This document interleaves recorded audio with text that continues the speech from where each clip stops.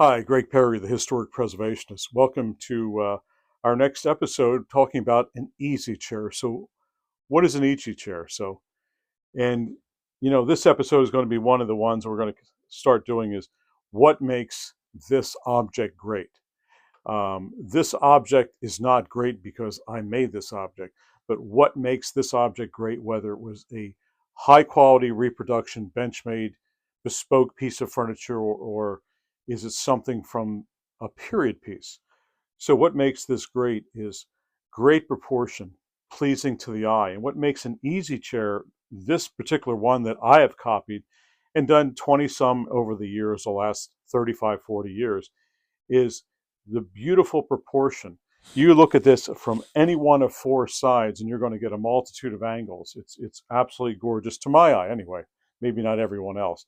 And what's gorgeous to my eye, proportionally with architecture and pieces of furniture, are flowing curves. A lot of curves are important as everything in life, whether it's the interior of your car, it's another human being. Curves are important. Um, but what was an easy chair used for? An easy chair was developed in the Georgian times, George the First, 1720s. It was developed, and it was a long line of evolution of chairs that the entire frame is covered with upholstery and upholstered goods underneath. And yet you have four exposed legs. So you still want to show the beauty of the carver in the front and just plain legs in the back. And a lot of British um, chairs have all four legs carved. So it's very, very interesting. And the Americans just generally don't do that. Something like on Gainsborough or library type chairs, at times you would see four ball and claw feet or similar type feet carved or legs carved. So an easy chair, they were initially made with these wings, and these wings were to be turned toward the fireplace to keep the heat in. Um, at times, you would have had a fire screen in front of you, particularly if you're a woman, because a lot of your makeup was based on waxes. So you may be just enjoying and having a brandy or something at the end of the evening and keeping the fire going with no other heat in the house, trying to stay warm and trying to keep the warmth in between you and the fireplace. And this would have been two turned in the fireplace. And you would have put a screen, say, in front of the fire, face level, so that your makeup wouldn't run. That was the initial. But then, as we evolved in the 1750s, 60s, and 70s, these chairs, the fabrics became finer and finer, such as this one, this silk damask, uh, and they would have been put in parlors, grand reception halls, places to really, um, really express your the quality of the person that had these. The quality. Remember, everything in the 18th century, the 17th century, 18th century, early 19th century, the things that you could show who you are were the objects that were in your castle, your manor house, your home. And these were no exception. These were part of it. These were showing a beautiful form, a beautiful object. So, again, what makes this object great? Beautiful fabric, a wonderful upholstery job, and beautiful proportion. So these would have been put in parlors, reception rooms, grand reception rooms. Again, when you walk in and you see this yellow fabric, and we did a week or so ago, we did the camelback sofa. When you look at that, it's jaw dropping because there's virtually no color in the 18th century. Where would you find color anywhere? And you would have to, and you walk into someone's house, manor house, chateau, and boy, it just opens your eyes up. So anyway, so what I have here is I've already just got back out of the studio. I showed you one of the frames, briefly talked about it, and now you're seeing the upholstery. A silk, 100% silk damask is very difficult to sew. So these areas down in here are very difficult. You can see pulls very easily. So it's most upholsters back in the day, the 70s, 80s, 90s that I dealt with. And in my shop, we dealt with it if we had to. It's very difficult to find someone who wanted or would work on a silk damask. They want some synthetics or some cottons in there to make it easier to do the sewing aspect and the pulling. When you go to pull taut on something, you don't want to over pull it because you'll see a stretch of the pattern. So this has hair. This has hair inside, jute webbing, and horsehair, that is. and all cotton. So rolls of cotton are inside. Today they would use synthetic cotton, which synthetic is synthetic. It's not cotton. They call it synthetic cotton. But if I was to do another upholstered piece like this today, I'm going to use actually cotton over horse hog hair combinations. And it's difficult to get that hair. I mean, it's expensive today because there's little demand for it. So you're out asking this person, that person to acquire the hair. And what makes this really nice, it's a cushion. I mean, I like to use a 40-60 down cushion in here. Um, 40% down, 60% feathers. Very expensive.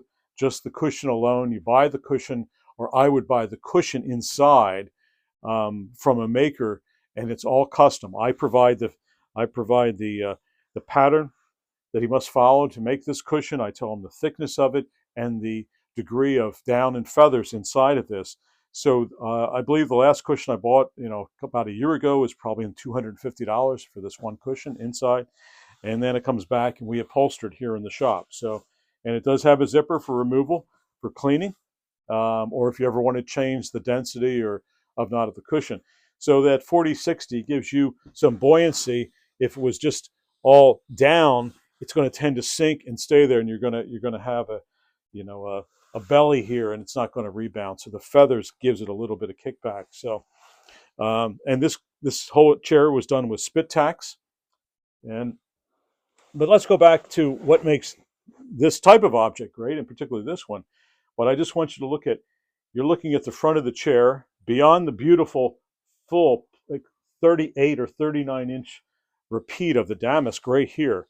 And that's why this chair takes, with this particular pattern, 7-8 yards. And again, just imagine, this chair has been upholstered since the mid 90s, probably costing in $750 a yard back then. Expensive stuff, times 7. So very expensive. But when you're looking at the chair, we have a little bit of detail going here, nothing over the edge, no hump, but just a little bit of rounding on the shoulders. And as we come down, you're seeing that the wings flare out, only about 4%. These are flaring to me, they're flaring out that way, and these are rounded in. So it's giving a very sumptuous type feeling sitting inside of this chair. You have the rolls, which are conical and from increase to decreasing in diameter, and they're actually also downsloping and out. So there's 3 different axes of these rolls, what they're doing. And then you have the front of the roll, which is a nice little pattern here, and then it hoops down and up. So all these things are intentional. We don't want to put too much competition down here in the front, but remember, we're always looking for a match of a pattern to here, a pattern to here and up. So all these parts have to be matched, or to me, it's total debauchery. And I mean, it's like wallpapering one part upside down, the next part right side up. So all this is kept in mind, whether it's the back, the sides. And in New England at times, this was Philadelphia. At New England at times, they put a much lesser fabric in the back, literally about a quarter of an eighth of the cost of the main fabric, because when these started being put against walls in the parlor or the grand reception room, who's looking at the back? And you're just looking at the facing of the chair. So that's all that was really important here. But so let me turn it sideways. I want you to see the side also. So the beauty of the side is the beautiful, look at this sweep. This sweep and continues down to the leg and back up. And then you can see the side, and it's motion, it's fluidity of design. And whoever developed these, but they didn't develop, they evolved. From the early 1720s. And this piece probably carried through the 1770s and 1780s in Philadelphia. This was the pinnacle of these chairs. And they came in bright yellows, off whites, pinks, peaches, light greens, light blues, and it's each room could be. This could be the centerpiece. This could be the design focal point, because this fabric cost more to purchase this. Some of this fabric came from Italy, it came from France, it came from England, and it came here to Philadelphia. This textile came in. So this fabric costs more than the entire chair to be made. So let's go down on the floor now. So we have our frame is made out of a combination of tulip poplar and beech, and in the front here we have legs out of black walnut. And I want to show you, it's been covered for a long time. I've made about 24 of these in my career, and you can see the acanthus leaves, the volutes, and it's going to need a little more detailing, but nice Philadelphia ball and claw, a nice conical shape. We're going to look at the other one, the finished product, but this is the basis, the beginning of the easy chair frame, and this is a copy of a frame from the Philadelphia Museum of Art. Um, the next step for this guy would be doing a little more carving detail. We don't do it all in the beginning. We would, tend to make 6 frames at a time. Keep in mind, I haven't made a frame in 25 years, but 6 at a time. Come back on the detail. I'm going to finish all of the legs, and then I'm going to go and do the upholstery in our upholstery shop. So that's the process here, and these guys have been hanging around for a lot of extra years. And I think if we scan over here, here's a Camelback settee, which we're going to do at a later date right here from the Metropolitan Museum of Art. It's the only one known by this type of maker, and just a very beautiful triple, one hump in the back and 2 points. And as we in a previous video, we looked at our serpentine sofa in the yellow damask from Scalamandre, and that would have been a suite containing this settee. So let's go take a look at our back to our final product with the upholstering on. So when we get more of a side view, this is a very cyma curve, a really accentuated, it's a beautiful leg. And this, again, was found in the Philadelphia Museum of Art. And I did a copy of this, oh my God, probably back in the late 80s. But again, we have walnut. Take a look at the ball.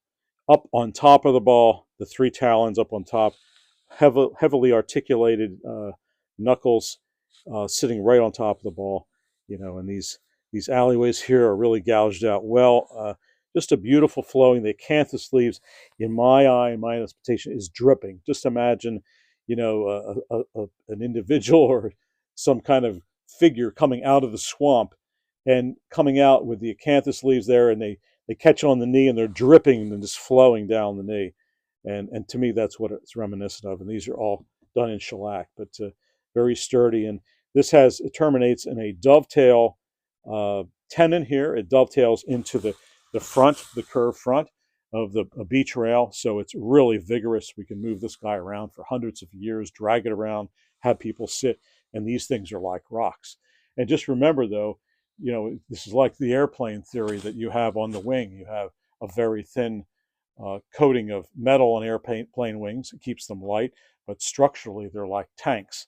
And it's the same with this. All this upholstering, fabric, webbing, etc., muslin covers this frame, and it preserves the frames. And that's why these generally never come loose. It's not like your easy chair, or I'm sorry, it's not like your dining chair that you're moving around on the floor. You have people over. Some people lean back. In the 18th century, it was common for people to lean back in dining chairs, and they became loose like chairs today. So, but these chairs very rarely, I'm doing one right now for a client, but these chairs very rarely come loose. But just a beautiful, what makes this object great? Gregg Perry, the historic preservationist, signing off. Thanks all for viewing.